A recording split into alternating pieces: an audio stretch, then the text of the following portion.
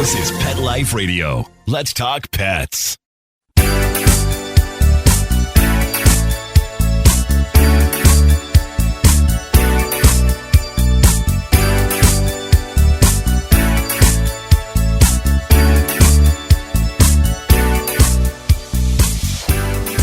Hello, you're listening to Animal Party on Pet Life Radio with me, Deb Wolf, and we are talking to Dusty Rainbow today, author of Cat Wrangling Made Easy, Kittens for Dummies, and other books too.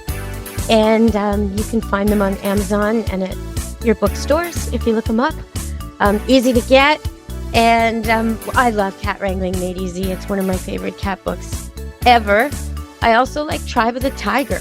For a flashback, if you want to read something really well written about how cats, the nature of cats, it's said that 95.6% of the genetics of a tiger, they're matched to a cat, 95.6% match between a tiger and a cat, which is pretty amazing when you think about it. Welcome to the show, Dusty. Let's talk about cats. Wow, that sounds great. Thank you for having me, and hi to your audience. Well, okay, so I told my audience you'd be coming on, and we had some questions sent.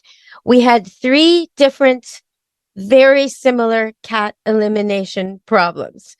And I know you know, but everybody out there, the most common problem people complain about with cats is that they're not using the litter box. And the most common reason for cats ending up homeless is because they're not using the litter box.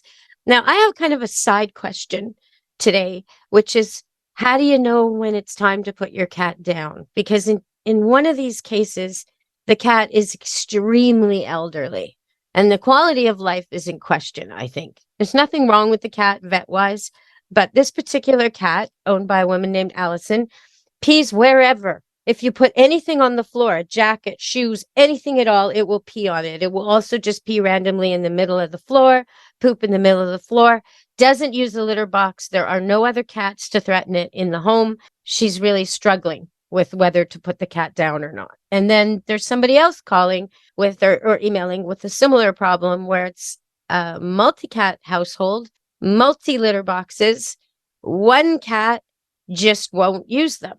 But it's a victim cat, and it's probably being bullied. So that's another cat elimination problem. And we did have a third. And I think if we left it open for a week, we'd have 300. So these people all say, because I responded to them, they all say they have enough litter boxes. They all, more than they have cats. They all say the litter boxes are not in areas like by something noisy or scary. I recommended Feel Away pheromone spray to all of them, and they all sort of did a thumbs up to that. So what else can they do? Okay, well, let's start with the elderly cat. Elderly cats, like elderly people, sometimes have cognitive issues. And as I always say, I know people get tired of it. It's like, oh, my cat's fine, my cat's fine. Well, your cat may not be fine. They could have arthritis, and it's difficult for them to get in and out of the box. It might be difficult to squat in the box. So, that could be an issue. It could be that we are suffering from diabetes, hyperthyroidism, or kidney disease, which causes cats to pee, have a larger production of urine. And so then even if the person scoops once a day, you have these big, huge pee clumps in there, and the box is dirty, even though the people don't think it's dirty. So that's another option. And as often happens with we humans, as we get older, we forget. And then there are people who develop cognitive issues. We call some of those issues Alzheimer's. And just as with people, cats and dogs can develop cognitive issues in their latter years. And they may not realize that they may forget where the box is. So you know what? So how do you know? Like with a dog, usually when they develop this kind of issue, they'll do very telltale signs. Like the dog will go outside and do a perimeter search. Like go around the perimeter of the backyard over and over, like he's forgotten he's already done it. And you'll see him out there in the middle of the night, that kind of thing. Or he'll just have a desire to go out and check again and check again and check again. That's a typical doggy senility problem. Another problem would be that their eyesight gets a lot worse. So just putting up night lights helps huge with dogs as they get older. And they get less confused because they can see where they're going, in the middle of the night when they wake up. How do you know if your cat is senile, if that's part of the equation? Well, okay, there are a number of ways. Frequently, there's vocalizing at night for no reason. And of course, that could also be hyperthyroidism. That's a huge thing. Missing the box is a red flag. Circling, sometimes they'll just kind of look at you and go, I don't know where I am. And so there are a number of things you can do. And I wish I could remember the name of it, but there is a supplement, Cinelife. It's called Cinelife. That is for cognitive issues. Now, it doesn't work on all of them, but I will say I had a Turkish van. His name was Herman. He was wonderful. And when he was 15, he started just screaming. I mean, he was. Oh my God. It just hurt my soul. Cat in the middle of the night? Even better. Yes, sometimes in the middle of the night, but he'd also do it during the day. And it's like, my God, I took horror movie stuff, right? Cat screaming. Oh, it was just heartbreaking. And I took him to the vet and I said, he's in pain. And man, we did blood work and we did x-rays and we did it all and nothing. And it's like, no, it's got to be something. It's got to be thyroid. No, it's not thyroid. It's not this. It's not that. It's not this. Okay. Did he scream at the vet? No, of course not. Oh, yeah. Like, of course not. Time. Okay. I think that's because but anyway, he said, well, I think it's cognitive. I think it's Alzheimer's. Well, I have a vet in Houston who is a specialist, and I talked to her and she says, it's a cognitive dysfunction. And she was the one that recommended the Cinelife. And so reluctantly, because I didn't believe either one of them, it's like, well, I'll go ahead and do it. But I just don't think this is going to help because he's in pain, because it sounded like pain. And I started on the Cinelife and the vocalizing stopped and the peeing outside the box stopped. And it was amazing. It was truly amazing. Don't give up. But but definitely see the vet is one of the things you're trying to stress here, because you can't just say, well, I saw the vet last year and there was nothing wrong. When it's an old cat, it can happen quick and it could be an easy fix. Like if it's a thyroid problem, you're not going to train it out of her. It's a pill that fixes it, a daily pill. So you got to give your cat a chance, especially if you're contemplating putting it down. First, take it to the vet. Don't make a big decision like that without knowing if it's a quick fix. Okay, so, if we find out that it is cognitive, there are still things you can do. You can confine the cat to a smaller area. I mean, if you've got a 2-story house and you've got one, as we recommend, a box on each floor, that's still a lot of room to cover. And it would be easy it would be a problem for kittens. It would sometimes, if you have kitties with bladder infections or those types of issues, it's still not enough boxes. So if you can keep the kitty confined to a smaller area, like a living room or whatever, then it's easier to find the box. Also, there are litter boxes that are low-sided, so cats can just step into boxes. They don't have to jump. There was a cat, when a lady found out that I was writing a book on inappropriate elimination, which Cat Scene Investigator, Solve Your Cat's Litter Box Mystery, she said, well, I want you to tell me why my cat is suddenly too uppity to squat in the box. Uppity. I love these words. Jealous, uppity. Her cat was too uppity. He was suddenly uppity. Yeah. And so I asked her a few questions. Yes, he was 12 years old, or maybe he was 9. Anyway, he was 9 and 12, some in that area. And, he was standing up when he was peeing. So it was going over the wall of the box. And, but he was too uppity. And I said, well, I think he's got arthritis. Oh, he doesn't have arthritis. He can jump on the counter. So I had to I had to put this in terms she could understand. I guessed she was probably in her early 60s. And I said, well, let's try something. When you jump on a counter, it takes a fraction of a second to go from, those 3 feet. It happens very quickly. So if there's pain, it's just very quick.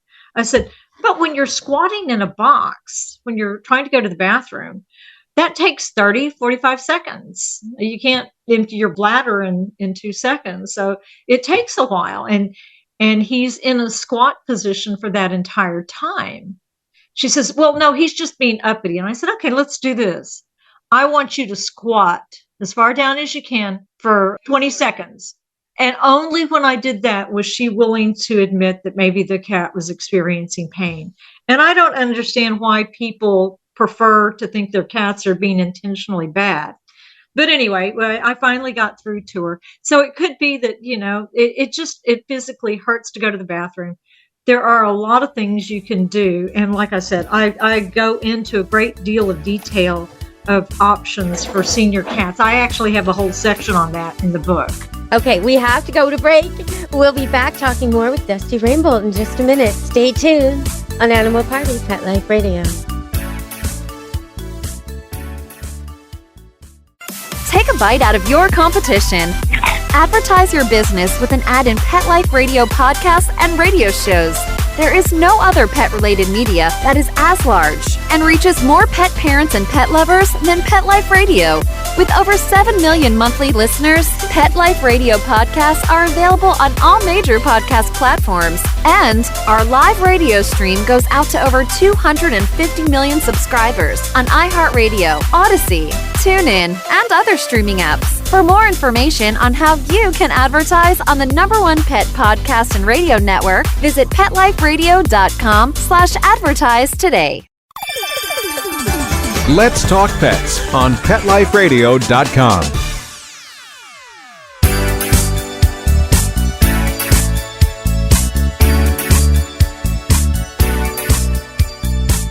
Hello, you're back on Animal Party Pet Life Radio. I want to move on a little bit, but we're so many cat elimination questions, Dusty. We've got Dusty Rainbolt, author of Cat Wrangling Made Easy, my favorite cat book ever, and a bunch of others, including a book on cat elimination. And you can find her books at Amazon. And Dusty, for the problem where there were multiple cats, multiple litter boxes, everybody getting along great, but one cat scared, victimized, shy, not using the litter box. I tried on air talking to get the person to, as you do, you suggest things and they say, oh, we can't do that, or we can do this. And we got to a point where it was really hard to figure out a way to make that victimized cat feel safe using the litter. So one thing I came up with was, while he's cuddling his dominant cat on the couch, if she's difficult at all, to stop cuddling her. If she's being mean or bullying, stop giving her the attention. And if he catches her being mean or bullying, to have a cardboard box ready to just sort of place over top of her as a timeout, temporary timeout. It's not great, though, and it's not going to solve his problem. What can you do if you have a bully and litter boxes and an issue where a victim cat just doesn't feel safe? That is really tough. And without knowing what the house looks like and how many litter boxes they have and everything, it's just kind of a difficult thing to answer, but I will try. Okay, it sounds like this is a very educated person. Yeah, very, very educated person, very experienced cat owner, multiple litter boxes, has listened to the show for years and followed everything, has actually heard you and me do this show for years. Oh, so, that's awesome. Anyway, followed absolutely everything that we could have suggested up until now, except for the box. That was a new one. But, doesn't really know what to do. And it's been 7 years. Okay. Soiling on the ground and peeing on the ground. So I think part of the problem with this, and with the one Allison with her cat, because Allison now has house guests with pets, and all the pets are peeing and pooping wherever. So I think part of that is cleaning up the scent, right? You've got a scent from the cat that's erring and making mistakes, and now you got everybody copying, thinking, well, the whole world's our bathroom because it all smells like it. That's exactly right. But before we figure that out, one thing that you might have to do, and nobody wants to do it, but we did it in our house. We created a room and I put a screen door in. It was on a barn door setup, so it's a sliding screen door. And we put the victim cat in here, and it's worked out awesome because it is a screen door. You've got the air flowing in and out. The cat is safe. The cat can use the litter box by himself without somebody bullying him or staring at him or trapping him inside a covered box or whatever. And eventually we were able to open the door and let him out, and everything was fine. But, it did take work. And also, we just went ahead and ripped out the carpet. We don't have any carpet in our house except on the stairwell. So, but even floors can keep a scent, right? You have to clean it with your normal cleaners and then vinegar it and then use an enzyme cleaner designed especially for animal scents. You don't need to. That's what I find. You think you can just use regular? Well, I think that if you have like hard flooring, like a ceramic tile or marble or something like that, I don't think you need to go through that. They do have a new grout that is waterproof. See, that's the thing. It gets in the grout. It gets in the corners. I really have had better luck with doing it all the way. Okay. Yeah. Well, to everybody out there are new grouts that are waterproof. And so, they're a little more expensive than a normal grout, but I would definitely invest in that. We have had fabulous luck with it. Of course, then you also have like wood flooring and it penetrates the wood floor. So yes, you might need to do all that. I've had very good luck with the oxygen-based products. Okay. It's a newer generation of products. And to me, that gets everything really cleaned up. So if it's got oxy in the name, it's probably pretty effective. Okay. Well, we had a couple of questions, and one of them I think is really interesting because it kind of pertains to you and me right now. Someone asked me, there was a long email, and it was talking about how so many people on Facebook talk about rescue dogs and rescue cats, and she was pointing out, like, what is really a rescue? If you go and get a cat and you pay money for it, or you go find a dog on the internet that purebred dog, and it's had a good home and it's been trained, and is that really a rescue? And then, when I think about the two kittens I have now, their dad lived in a barn. The lady who owned them didn't really want kittens. They were born under her bed. It took her weeks to get them to come out. Unfortunately, she didn't have litter at one point, so they were using bedding and other soft blankets and things as litter. So I have a bit of a task ahead of me to train these cats, right? They came a little bit feral. One wouldn't go near you. They wanted to pee and poo on all the blankets and bedding. Not good. That to me is rescue. And I'll spay and neuter them and vaccinate them. I've also participated where we trapped cats at the Abbotsford Airport that were a danger, and spay and neutered them and rehomed them or released them. That's also rescue. But what does it matter? Like, where do you draw the line with the rescue? What rescue dog, rescue cat? Well, okay, I have an opinion about that. To me, rescue is what you and I do. We get the cats from the shelter, or we take them from people who have rescued them from a life and death situation. For me, that's it. But the truth is, people say, "Oh, I rescued my dog." Well, that could mean that they adopted through a kill shelter. They rescued that dog. I mean, it's not like it's going to be a lifelong, it's not going to be a lifestyle like it is with you and me, but they did rescue the dog. There is a gratitude when you rescue a dog or a cat. If they've known hunger or they've known abandonment or they had a family and then they didn't, they are so grateful once they figure out you're sticking around. I mean, you really do get an amazing pet at the end of it. But there are some hurdles at the beginning. There are. But the other thing I was thinking, you do get people that say they've rescued a pet and they bought a pedigree dog off of Craigslist. And it's like, I kind of draw the line there. That's not really, okay, the people may have an animal that they're trying to get rid of, they need to move or whatever. And you know what? If the people want to think that they've rescued an animal, I just let it go. Yeah. As long as they're not buying a pedigreed animal, I'm good with that. Okay, we have to go to break, and we're going to come back and tackle a couple more questions from you all. Thank you so much for asking your questions. If you want to ask me with your voice, you can leave a voice clip using your cell phone or whatever at deb@petliferadio.com. And we will play the clip on the air, which we love, and then answer it. Okay, so Dusty, we're going to break. We'll be back with Dusty Rainbow. Stay tuned. Molly, here's your dinner. Zeus, that's not your food.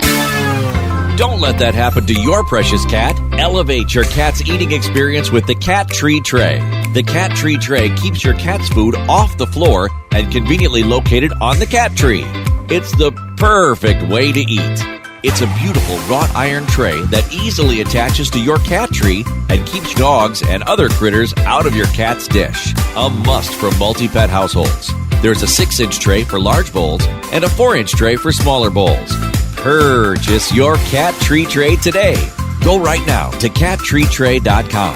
That's cattreetray.com. cattreetray.com. Let's talk pets Let's talk pets on Pet Life Radio. Pet Life Radio. PetLifeRadio.com.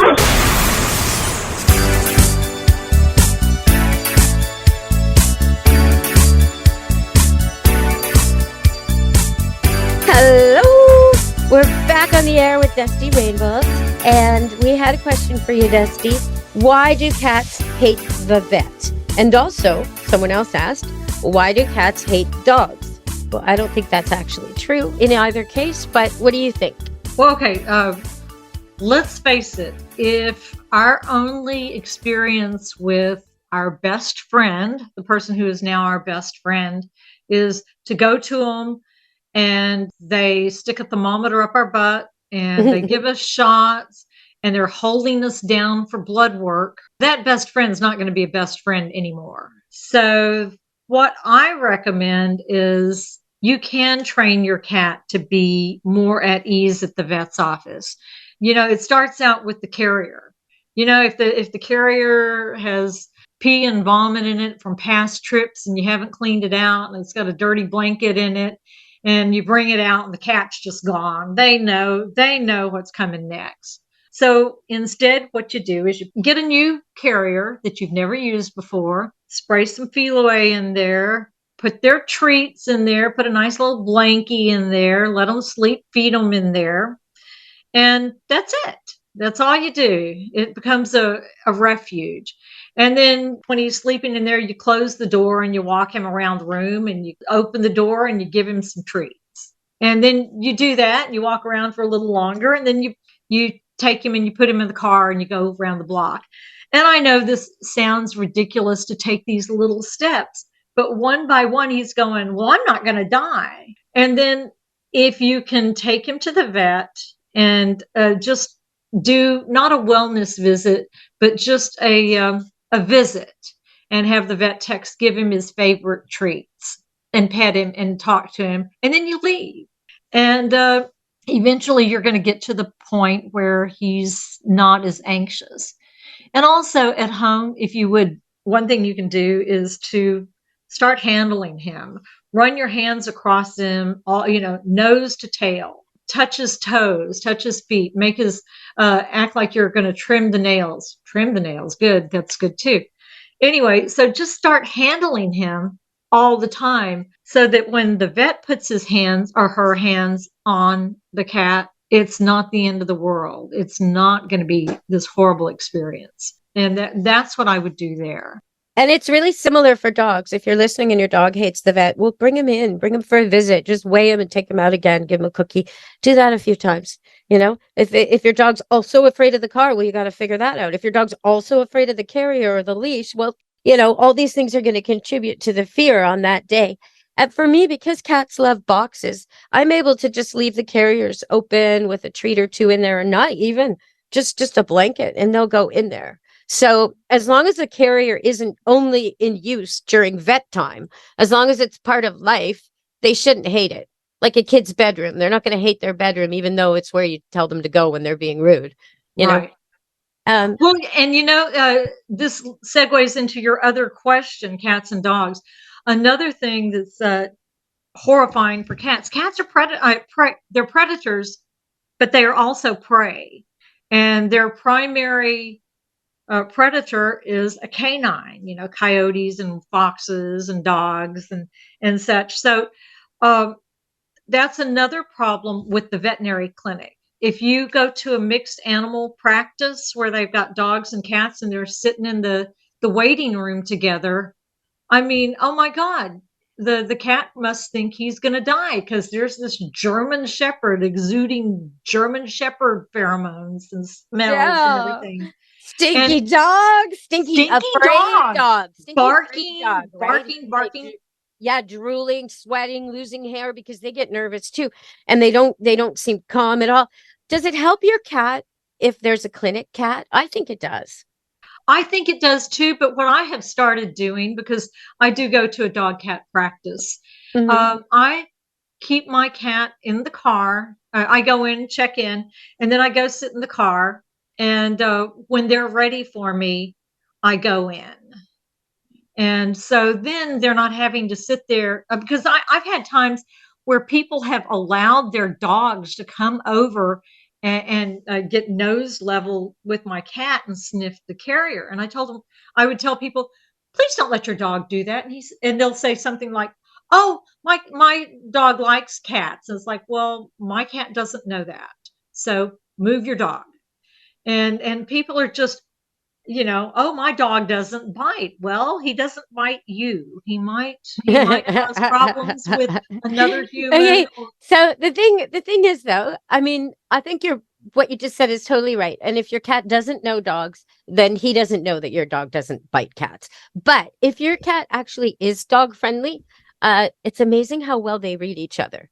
So he would actually know that dog is not a threat, but he still doesn't really want to meet and greet right now. I'm at the vet. I don't feel good. I hate this place. Why are you making me deal with this? Right? Even if your cat loves dogs and your dog loves cats, this is not a meet and greet time. Everybody's possibly contagious for one thing. What are you doing? Exactly. And the thing that even if your cat is dog friendly and he's got a dog that he sleeps with at home, this is not his dog. This is a potential predator. And so even if your cat is friendly to dogs, that doesn't mean that he's necessarily going to be thrilled about some dog sniffing, coming nose to nose with his carrier, because he's trapped. He can't go anywhere. And so about the clinic cat, I think sometimes, especially when they're super chill, like the clinic I go to, they have one of my rescue cats, in fact, they ended up there. And this cat, I mean, it is just, you could leave the front door of the clinic open. It's not going anywhere. A dog comes in and it immediately figures out if it's a decent dog that it can approach or if it should go somewhere else. And it's got like all the great skills of a clinic cat. But it's so fat and lazy and, it just hangs around. So any cat in a carrier waiting for its appointment sees this totally mellow, chill cat. Like it's just watching. Well, that cat's not afraid. That cat's not freaked out. Nobody's chasing that cat. That cat seems safe. Is that true? Am I right about that? That it helps? Well, I've only been to a couple of clinics that had clinic cats, but I would think that a cat being calm and not exuding fear pheromones would be helpful. I'm sure that if they're reading the other cats who are also afraid, that that would contribute. But I can't see that it would hurt. I don't know that it would be helpful to all cats, but I think it's a good idea. For the right cat. It takes a really right special cat to be a clinic cat. It was such a strange coincidence. I had this cat that I couldn't keep skinny, like the caller and Margaret with her cat Lucy. I tried and I tried and I tried this female calico, and no matter what I did, I mean, I reduced her diet and everything. She'd eat all the other cats' food. She'd eat the dog's food. She'd go out and she would go out on my closed patio where it's totally safe and somehow catch wasps and eat their heads. Like she just managed to supplement her diet no matter what I did. And all the other cats were like too thin because I had to monitor everybody. And then finally I had to go away and I knew like I'd finally got her to lose like, I don't know, she was down to like 14 pounds or something. And I went away for a couple of weeks. And right as soon as I got back, my teenagers had just let everybody free feed. And she was back up to 21 pounds, like no time, right? She was so, I thought, oh my God. And I went to the vet like usual. And he's giving me the lecture. You're going to have a diabetic cat. So I finally said, you know what? I'm going to have to give her up. Like, I'm obviously not the right. She needs a single cat home where the food is totally controlled and there's no teenagers. So I went to the clinic with my little poster with her picture, and I'm walking through the clinic, and the wife of the vet who runs the clinic stops me and says, "Do you think your cat would make a good clinic cat?" I don't see why not. I mean, she lives at Camp Good Dog. She's perfectly able to read dogs and cats, and it's a nice cat. Just this is the problem. So I turns out they had a clinic cat, calico cat, that had just died. And all the customers were missing them. Where's the cat? Where's the cat? Where's the cat? So they took her. And of course, they said, we're going to get her slim. We'll slim her down. Okay, she's as fat as ever. In fact, she's fatter now. I go in and I'm always joking. I pick her up. I'm like, ooh, Pikachu. Like she's like shaped like a basketball. And but at least, if she becomes diabetic or whatever, they know what to do. Like, I don't want to do it's not my karma anymore. It's their responsibility. But she's perfectly happy. She's so happy. And when I come, she always greets me, sits on me and purrs like crazy and, perfectly happy. So for the right cat, it can be a really good life. But she gets into everything still. Yeah. Yeah. Those cat food bags and dog food bags those packaging is so easily shred by a determined cat. Mm-hmm. Right? You're they can absolutely just right. Slice it open, right? Free buffet. So once a cat figures that out, you're done, right? The diet is over. Yeah, they have to lock her out of the storeroom. Mm-hmm. Yeah, well, we have some of these special bins with the screw-on caps and everything. So we have some that are equally as determined. Me too. I can't have them. Yeah, no, the bags are not good. So, okay, so we had another question for you. Uh-huh. Why do cats meow? And I was thinking about this. I don't think they do meow very much when I work in TNR, when I'm dealing with a feral cat colony. I don't hear a lot of meowing except when we arrive. Do they meow to each other? No, cats actually do not meow to each other. That is under natural circumstances, kittens meow to their mother. And so we as humans, as we said, I think in our previous show last week, because cats look at us as their mother cat, and they do the milk treading, and they have learned that if they meow at us, we respond. And a lot of times when they meow, we feed them. So we are reinforcing that if they perform this behavior, then they get rewarded. And that's all those cats you see on YouTube going mom or hello or whatever. That's exactly what happened there.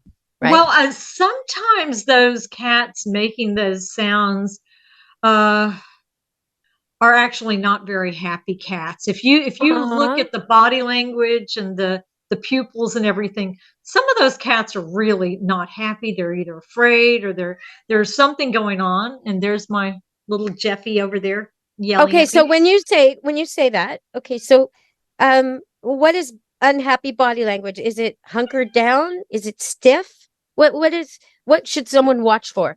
Is a happy cat fur lying smooth and muscles relaxed and sort of a tall posture? Absolutely. And in some of these videos, all we see is the face. And I remember this one, and it sounded like he was talking, but he was actually, if you listen deeper, it was more, there was a bit of a growl to it. And the pupils were enormous. And the whiskers were back up against their fur. So, a happy cat, the whiskers are going to be slightly forward, the ears are going to be forward, the body is going to be relaxed, and the pupils are going to be kind of mid, between enormous, round, no cornea. I mean, no color. And It doesn't have to do with the light. How big well, the yeah, yes and no. Yes, Okay. Of course, the iris is responsive to light, but then there are times when the cat is extremely agitated, the pupils will expand, and that's so that they have enough light to see whatever is their potential threat. And I so, noticed that years ago with a border collie. I used to do herd training and I had goats and llamas. And this border collie student of mine from the city that had never seen a herd before was marched out on a leash. And as soon as it saw the herd, the pupils dilated as if it had been given a drug. Like it just went whoosh, And it turned out to be one of the ringers, one of the best herders I had. So I think some of it might be adrenaline. well, in cats, a lot of times, if you see the fully dilated eyes, it's a good time just not to bother them. Just walk away. Just walk away. Keep all your digits. True. So when we were talking earlier about play, sometimes people play with their cat and then they just sort of walk away. And I want to kind of tell them, the cat should catch it, right? At the end of this. Okay. Can we go through that a little bit? Because we talked about playing with them and getting them all active, but you don't want to just leave the hunt unfinished. Exactly. That would be like playing a game of tennis or pickleball, and then just have somebody go, "Okay, bye." And it's like, wait, we still have 2 or 3 more rounds to do. Wait, what? So you don't want to do that. But the natural hunting cycle is, you run, jump, you do this, you're very active. You catch your prey, the prey gets away, you run and jump and catch the prey again. And that could happen 3 or 4 times or 5 times. Because remember, not every hunt ends up with a kill or a meal. And so you do that. And after the lure or toy or whatever has gotten away, then you let them have it. You let them have it, you let them kill it. And then once you've done that, you end with a meal, because every successful hunt ends with a meal. And then they groom and then they go to sleep. Okay. And if you don't end with a meal, I think sometimes they'll do things like ambush you on the stairs or because the hunt's not over. Exactly. Attack something, right? Like an object, maybe shred the back of your couch, like something that to that cat is perfectly sensible. Well, and there's probably a level of frustration, but this brings me to one of the cat's favorite toys, which is the laser, the little red dot. And so when you're doing, it's a problem. I recommend it under certain circumstances, because cats that don't respond to other stimuli, like this might be good for the lady we talked about whose cat didn't want to exercise. Yeah, the older lady. Yes, it could be because she could control how slow and how fast and exactly make it creep along and not give the cat too much exercise. You're right, a laser toy. I'm going to suggest that. But to finish what I was saying, so you've got the laser toy, and it has the potential to be very frustrating because it just goes away. So what you need to do is let the cat pounce on it, and then maybe shake it and let it die, and then feed it. And again, the frustrating thing is he can't feel the fur or the feathers in his paws or his claws, and he can't bite it. But you can do the next best thing. And maybe you can put a regular toy down, a feather toy or a mouse or whatever. Yeah, I think so. Because she did say the cat, she liked a regular colored mouse, right? So you can toss her the mouse at the end of the play session. Right. And then you feed them. and then you feed them, Okay. and then Okay. it's the full cycle, and they groom and go to sleep. And you want to do that at night too, before you go to sleep, because that'll give you a chance to get better rest than you would if the cat was going, hey, hey, poking you, hey. So I kind of mentioned earlier that I have these 2 rescue kittens, and they were unfortunately trained to soil on blankets and bedding. So I didn't know that. And I had, discovered it.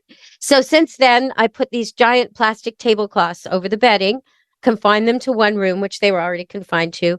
Even though I could see that they could jump huge amounts, I gave them a litter box with no lid that they wouldn't have to jump into, a very shallow paint tray originally. And then as they got bigger, a bigger litter box, no lid though. Now that they're, I guess, 2.5 months, I've put the lid on, but it's only because they've been not soiling inappropriately at all for a few weeks already. And I think that's part of it, right? When you're training cats to get it right, how long is it? Like when the cat has abandoned the bad habit, so these kittens stopped soiling on the bed and the bedding and the blankets and the towels and all that because it was covered in plastic and eliminated, and they can't get at it now. How long before I can uncover my bed and know that they won't do it again? Well, that depends. But according to Dr. Nick Dodman, who was the veterinary behaviorist and in charge of the behavior clinic at Tufts for many years, he said that, like humans, the change in habit takes about 3 to 4 weeks. So in a human, if you're trying to stop from biting your nails or whatever, if you've been able to fight it for 3 weeks, by that time you're creating the new habit. And so I would think 3 to 4 weeks. I did something really bad one time. Money was a bit tough to get a hold of. So I shredded newspapers and, office papers and stuff and used it in the litter box. Well, that was fine for my cats, but I also did that with my foster kittens, which was a very bad thing because then they learned to pee on papers. And fortunately, it was a friend of mine that adopted the kittens, and they tended to want to pee on paper. So it's like, nope, don't use paper because that could create a whole different problem. And 3 to 4 weeks. See, to me, it seems like that's not enough because we've already had that. I'm going to err on the side of caution on this one and keep the things covered for quite a while longer. Because I think, like, if you think about someone who bites their nails or smokes cigarettes, I don't think 3 to 4 weeks is enough. And the other thing you want to do is once you take the plastic sheet off, and by the way, some cats really like to pee on plastic, so that won't be that won't be an answer for everybody. Thank God mine aren't like that. Cheech and Chong, thank you for not liking plastic. One blessing and all this. What I would do after that, I would make it really uncomfortable for them. I would get a blanket or a quilt or something and spray it with citrus or a heavy perfume that they might not be a fan of and put it on there. And so cats don't like strong fragrances. And if you do that, then they're going to be more likely to go, oh, I just don't want to go there. But if you remove the sheet, the plastic sheet, and you have fabric and they don't learn aversion therapy to that, then they may go ahead and go back. So you just want to, and there are things you could do. There are products you can buy that have it's a little grill with little spiky things. It's not painful. It's just not comfortable. And if you put those or something similar on there, then they're just going to learn to avoid the bed. Well, it's interesting because they figured out how to get around the plastic to find nice places to nestle, but they're not, since this whole new litter box thing is going on, they're 100% in the litter box. They love the litter box. So I'm really lucky. I'm not taking the plastic off for a long time. I'm not chancing it. Yeah. Okay. Well, so what about your foster kittens? What's going on there? Oh, I've got 3. I call them the Kraken. So when I open the bathroom door and let them out in the morning, I can say, I released the Krakens. They're about 10 weeks old. They're precious. They belong to a feral mom. And They came to me with a really bad upper respiratory infection, and the eyes that were swollen shut, ringworm. Yeah. So when you say what is rescue, this is rescue. Yeah. This is rescue. This is really rescue. It really is. My cats were in good shape that way, and my cats didn't have fleas. I want to ask you though, because someone emailed a question: how is it possible that my indoor house cat that's never been anywhere has fleas? That is easy. That Yeah. is easy. I used to live years and years ago. I lived in an apartment. I didn't have any pets. There had never been pets in this apartment. And I had some kind of flea in there. And anyway, fleas can get in there in any number of ways. If you walk across a lawn that has flea eggs on it, you can track them into your house. And fleas will often hatch when they feel vibrations of footsteps. So that's a possibility. Well, and you know, if you're a pet person, you're probably petting other pets. You're probably going to pet stores. You're probably talking and visiting and hanging out or working alongside people with pets. I mean, all these people could potentially, in some way, have a flea egg or two hanging around, right? Entirely possible. I don't know about just petting them, but if you're walking on grass that's got the eggs, you're embedding it into your shoes, and then you're walking around your house in your carpet, and carpet's a nice place to hatch some flea eggs. But also remember, if your pet has fleas, then there's a very, very good chance that they're going to have tapeworms too, because you get tapeworms from ingesting flea eggs. So, that's something to remember as well. Sometimes the only way you'll notice, it's kind of peculiar, is your cat will have what seems to be fur issues. Right. A little rice around the butt. Yep. Maybe, yeah, or missing patches or patchy fur. You might even think, oh, my cat's neurotic. He picks it himself. Well, maybe not. Maybe he has worms. And all he needs is one little dose of wormer, and a month later, a second dose, and he's done. And now he has beautiful fur. So sometimes I think people are reluctant, like you were saying earlier, reluctant to go to the vet, and they want it to be behavioral or personality, and it's not. And it's not. Well, our little foster mom here, she has been hyper grooming her rib cage to her upper haunches, and she's going to be a barn cat because that's, she would prefer not to be around people. I think you can touch her, but she's not fond of it. Yeah, famous last words. I've had 2 barn cats since I've lived on this farm in 1997. And first one was called Barn Cat, and second one was called Sadie. And in both cases, the rescue places guaranteed me this cat would never come in the house because I was like, I have too many cats. I don't want a cat. Right away, within 2 weeks, they're house cats. Like, why is Barn Cat on my bed? Well, and I think she would, under normal circumstances, she would do well in a house that doesn't have children. You can pet her, but as you remove your hand, she scratches. And the lady before was saying, oh, I think she just doesn't want you to stop. Well, I think it's more when you're removing your hand, she's seeing motion out of her periphery. And if she was a feral or abandoned cat, then she's always looking out for threats, and she sees the movement and she immediately reacts to protect herself. And I think that's what's going on. Do you think if you move your hand far more slowly, like almost slow motion, she won't react? I have tried that, and sometimes she gives me the look, and it's like, I just want to get my hand out of there. She does get to the point where you've been scratching her for a minute or so, and it's like, I'm done. So she's a sweet cat. And like I said, under the right circumstances, she would be fine.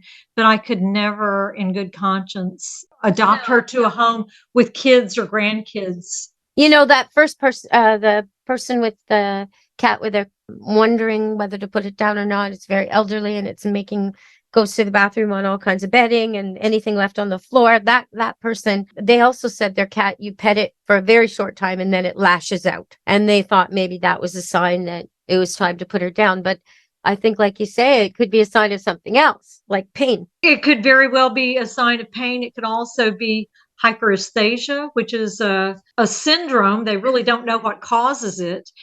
After a short time, physical contact becomes painful. I mean, if you think about it, it's a nerve thing, right? Like a oversensitivity from the skin where everything hurts. Like if you have a migraine and someone tries to stroke your hair, it's not the right time. That's the perfect example. It really is. And even if you don't have pain, if somebody rubs your arm up and down for 2 or 3 minutes and it's just like, stop it. So, I mean, you look at a teenage kid, you want to kiss them. It's like, Mom, Stop playing with my hair, Mom. Yeah. So your cat. Okay. So when you're petting your cat, let your cat show you what it wants. Any cat, old cat, young cat, whatever. It'll press into you if it wants more pressure. It'll pull away a little bit if it wants less pressure. It may constantly give you the same area over and over and over. Rub its face into your hand or rub its butt into your leg or whatever.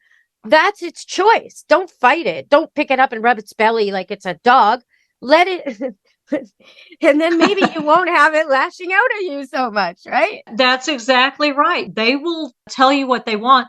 And you may not even know it, though, because you have to watch the ears. Are the ears forward or the whiskers forward, like we're enjoying this? Or are the eyes slightly closed?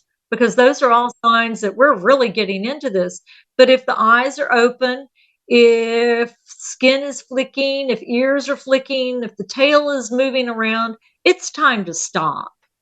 If the tail, though, one caveat to that is if the tail is sort of in a loose, almost like a candy cane shape, and it sort of flops over and touches you and then flops back again, that is almost like a high five in cat talk. So that means your cat is having a really good time. Don't worry about that at all. But I think most of the time people touch cats not gently enough. They're tiny. Like, so if your cat is irritated by your touch, try fingertips. Try the lightest touch you can. And then after you've touched it for a second or two, just stop. If your cat wants more, it'll initiate, right? Right. And one thing that I have found that I'm so excited about it, I have started using back scratchers with my feral cats and my less socialized cats, because that gives you an extra 12 inches and it allows you to scratch under the neck and around the ears and all places cats like to be scratched. They start to associate good things with humans, but if they lose control and swat, I'm not bleeding all over the house anymore. You know what? I really hope Stacy Mantle from Pets Weekly magazine is listening right now, because she needs to hear that. I think I'm going to send her this show. Hi, Stacy. Yeah. Big shout out to Stacy at petsweekly.com, because she's got 2 feral cats she rescued that need this back scratch thing. Definitely. All right. Well, Dusty, thank you so much for joining me today. We went way over, but it was such a joy. Thank you. I hope you'll come back again on Animal Party. Well, thank you very much. And I would like to remind people that if they do have inappropriate elimination issues, that they can buy my book, Cat Scene Investigator, Solve Your Cat's Litter Box Mystery. You can get it at Amazon and you can order it other places. That is a really good book. There's a huge section on all the different health problems that can cause it. Lots of different ways to overcome inappropriate elimination.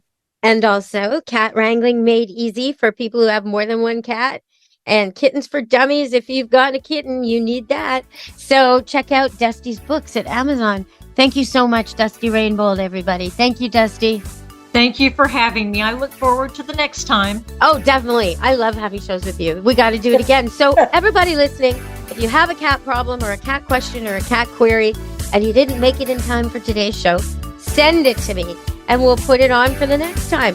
Deb at PetLifeRadio.com if you want to say it, or you can just send it and we'll answer the question on air. Thanks very much, everybody. All right. From me, Deb Wolf, and Animal Party and Pet Life Radio, be good to your animals. Let's Talk Pets, every week on demand, only on PetLifeRadio.com.